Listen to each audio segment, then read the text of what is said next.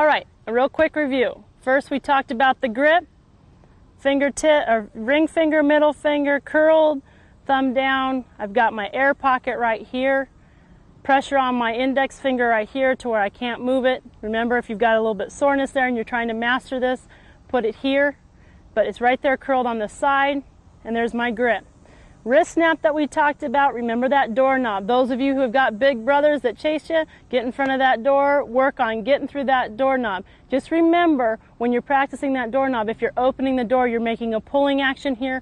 We're not wanting any pulling back on that ball. We're just wanting the wrist snap. The thumb's being thrown down to the ground, and that pinky finger is leading the wrist snap to where it cannot go anymore, and you're feeling all of your muscles in your forearm work.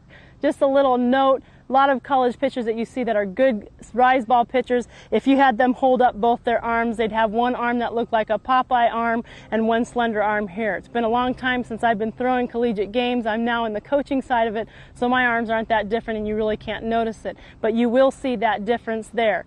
The next thing that we talked about is that we're not coming off that power line at this point in time. We'll discuss that in a moment about inside and outside rise balls. We're staying on that power line, driving out as hard as we can, and planning farther or taking a longer stride than what our normal fastball pitch, or even more opposite than what the drop ball is. So we're taking that longer stride.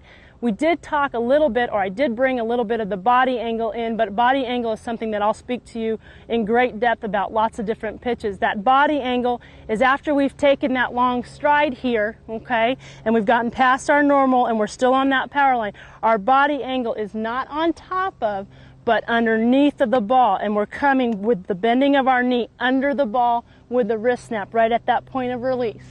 Now, we haven't even covered the point of release, but I want you to understand, it's my belief that you've got about a 5 to 7 inch box from front to here and about a 5 to 6 inch box right here that you have to accomplish that wrist snap or getting through that door in order to even have a chance to get it into the strike zone. Okay, so you've got that release point right in here that you're going through that doorknob right there by the hip. So we've covered grip, we've covered body angle, we've covered stride, we've covered wrist snap. Now let's put that all together, okay? When we come back, you want to make sure you've got your normal motion, you're nice and easy. Everything is fluid and easy, and you're coming out and snapping up. Once you've covered and put that all together, there's a whole nother avenue that we can start doing, and we can start playing with inside and outside. Remember, we've talked about one thing that hitting and pitching coaches will agree on. The thing for a pitcher or a catcher, or pitcher or hitter to have to do to be successful is to be able to play or identify where the location inside, outside, and when it's coming to you to hit.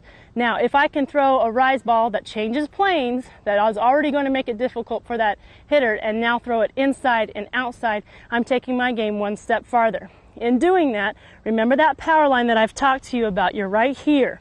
The only thing that is going to change, and I'm going to bring this up on a drop ball later, and I bring it up on any pitch that I'm talking about, in order for it to go inside or outside, is where you step on that power line.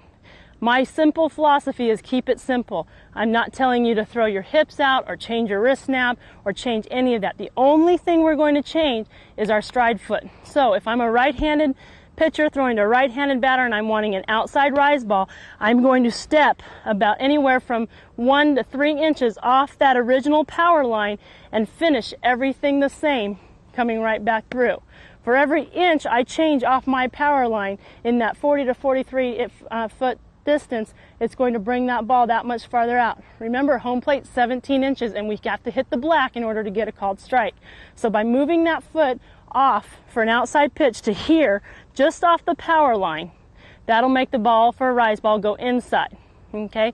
The outside rise ball, in my opinion, is a harder one to do because you tend to want to throw the body out and use shoulder rotation as opposed to everything the same and just where you plant the foot.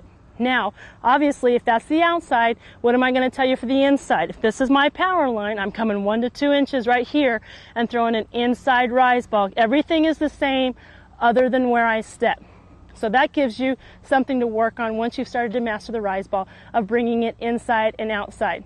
Let's just take it one step farther, and a little secret that made me pretty successful in college using it.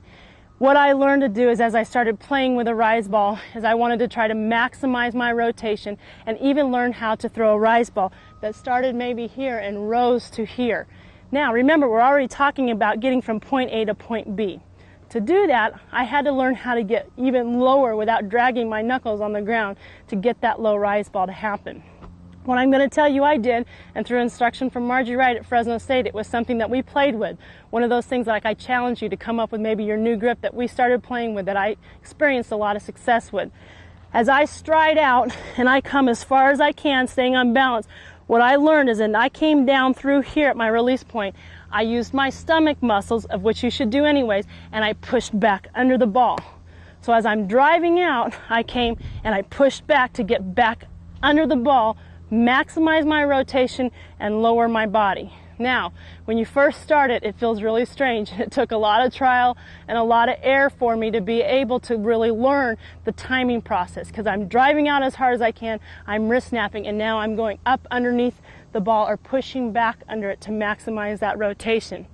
One thing I want to make really clear, your stomach muscles, if they're not in shape now, if you want to be a good rise ball pitcher, they need to get in shape, and they will become in shape, because on that release and when you're pushing back through here, you're going to feel your stomach muscles pulling or pushing back as if you just finished a back bend that you used to do all the time when you were a young girl.